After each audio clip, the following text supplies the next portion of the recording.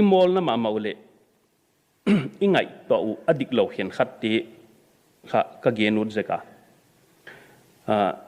lung sim dam lo te kha mi haida na ki koi pa sekin chen tu chiang chen chu i thei siam deu tawa ni dang banga lung sim dam lo na nei te kha cha koi na khata ki koi in chin wai kha bang chi ge na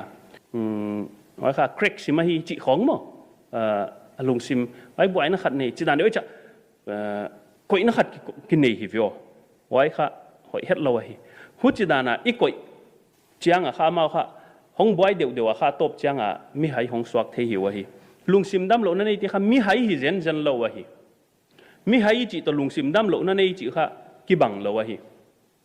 lung sim dam lo na nei te mi hai a hi wa le chu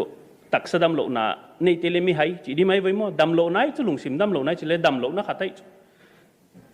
khalam dam lo na oma khalam dam lo na eden huana pathong ki pana pathiani na ahon yit mama wa zekina atapani sunahon sola jesuna ahong tana hi cross ahong tana huchina idam ahi khalam dam lo na om bangina salam dam lo na oma salam dam lo na om bangina lungsim dam lo na om ahi khalam dam lo te iol mo mama amau ti vana pi luddina na satakina ikal swana achena salam idam lo chain le ipoimo ngaya damna dina doctor te khong izwan pa coronavirus khong le ilaw ma mo ki kep chi tain ki kem vele khut khong i silsila asyang thote thei top ni ki kem ma iki khuma amok ngena apoimo lo pin le pot khol sama neu chikina chiang in le doctor kyang izwan pa dam doi i mai suk pa ine pa vele hucha tak sadam lo na hucha ngai poimo a hucha iki kep laya bangjia ka lungsim dam lo na kha i ngai poimo lo hi dia chi khong kha imol na ma mau chi ka hi ken lai siam i tam tau i chiwa inei zo a khovel a alima alle ine banta a mi te khosak bangin le kho zo tawa hilele ei loi kha ilung simu changkang het loi ilung simu kha mola ki mol mil melahi ilung simu changkang het loi lung sim dam lo na nei te hong ki hai mi hai dana ki koi lai wai zaka lung sim dam lo na nei ten kha ki gen khingam lo un chin mi thei di law un chin asung kwan te thei di na tom law bang omei ve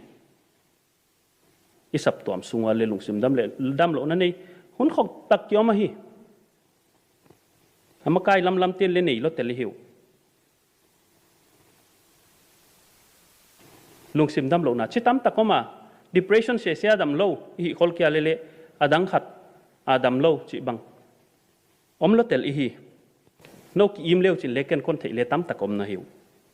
bang jaga poimo ngai lo hi hi dam ut lo hi hi bang jaga counselor zwan ut lo hi bang jaga ki en ko lut lo hi dam ut lo hi hi bang jaga zum na dia ngai lai bang jaga hi chi dana dam lo te mi khial mu amulai mi haidana koi lai hiwa bang chitukin piang thakin piang sak piang thak suk piang thak to le sa a om lai hi a khovela om lai hi a sa hing lai hi a wai jaka taksadam lo na hi na lungsim dam lo na ne the ma hi chi kha i thei diu na de wai ka sama ma hi